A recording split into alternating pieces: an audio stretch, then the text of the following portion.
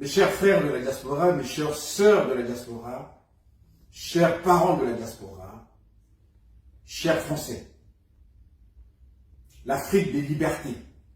Je fais partie du collectif de l'Institut de l'Afrique des libertés. Alors, vous attendez mon intervention suite à l'audience qui s'est déroulée aujourd'hui au tribunal judiciaire de Paris. Effectivement, il y a eu des rebondissements.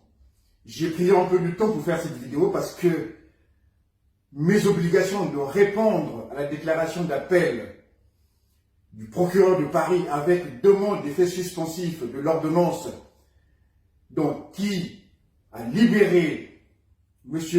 Souleymane Koné me poussait de répondre, de prendre des observations pour solliciter notamment la levée de cette suspension, puisque l'article 443-22 du Code de l'entrée, du séjour des étrangers et du droit d'asile nous donne effectivement ce droit-là de répondre, de faire des observations.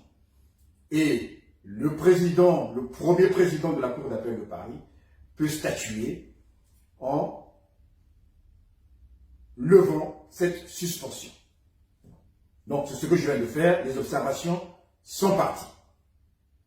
Alors, nous avons obtenu un jugement favorable pour M. Koné Souleymane. C'est l'ordonnance du GLD de Paris.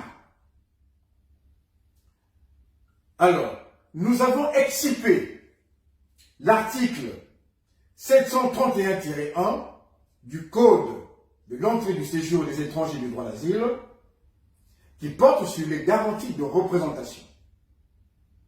Cet article dit tout simplement que lorsque l'étranger présente des garanties de représentation effective propres à prévenir un risque de se soustraire à l'exécution de la décision d'éloignement, le juge des libertés et de la détention peut placer un étranger sous assignation à résidence.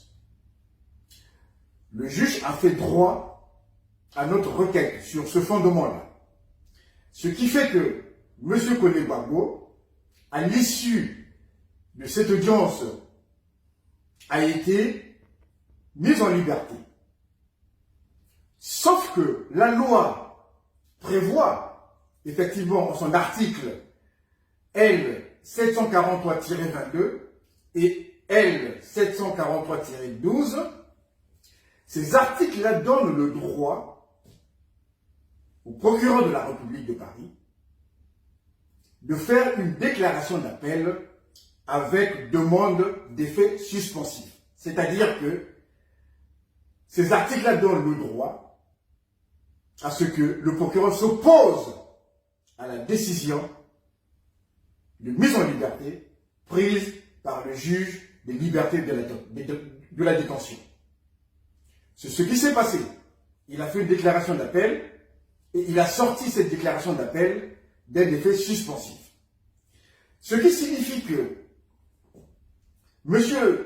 Souleymane Koné, qui était libre après l'ordonnance du GLD, du tribunal judiciaire de Paris, il devait attendre dans les locaux de rétention prévus à cet effet au tribunal judiciaire de Paris, il devait attendre 4 heures afin que le parquet puisse décider.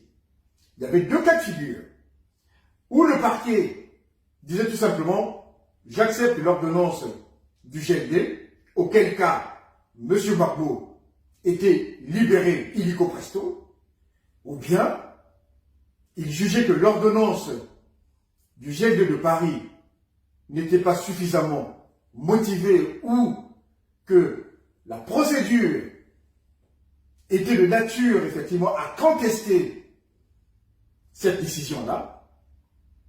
Donc, le procureur de Paris, dans le cas d'espèce concernant M.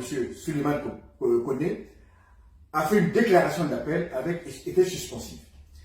Ça revient à dire que M. Koné reste à la disposition du premier président de la Cour d'appel de Paris qui doit statuer dans les 48 heures de cette déclaration d'appel, et il reste aussi à la disposition des policiers. Et donc là, il est retourné au centre de rétention de Vincennes. Donc, dans 48 heures, nous aurons une date d'audience. Si ce n'est pas demain, ça va être après-demain. Une date d'audience où les débats vont cette fois-ci se faire à la Cour d'appel de Paris, métrocité, pour que nous sollicitions, nous les avocats, que l'ordonnance prise par le juge des libertés et de la détention du tribunal judiciaire de Paris soit confirmée. Donc nous allons demander la confirmation de cette ordonnance. Bien entendu, il y aura un débat, puisqu'il y aura en face de nous l'avocat de la préfecture qui sera là. Donc nous allons débattre de nouveau sur le fait de savoir si le premier président de la Cour d'appel de Paris va soit infirmer ou confirmer l'ordonnance. Si c'est confirmé, M. Souleymane Koné est libre et rentre chez lui et placé en assignation. C'est-à-dire que il est chez lui, il peut faire tout ce qu'il veut. L'assignation peut être assortie de certaines conditions, d'aller pointer une semaine dans un commissariat du ressort territorial de son domicile. Donc voilà, si vous voulez, les enjeux de cette affaire de M. Koné Souleymane. Alors, je tiens toujours à rappeler que dans cette affaire, il y a un volet politique. Et derrière, il y a une main noire qui, depuis la Côte d'Ivoire, depuis Abidjan, est en train, effectivement, de s'agiter, de pouvoir faire en sorte que M. Koné soit expulsé vers la Côte d'Ivoire. Et là-bas, je vous assure, il est sûr et certain, c'est ce que j'ai plaidé, il subira traitement inhumain et dégradant. Nous allons nous battre pour obtenir cette deuxième victoire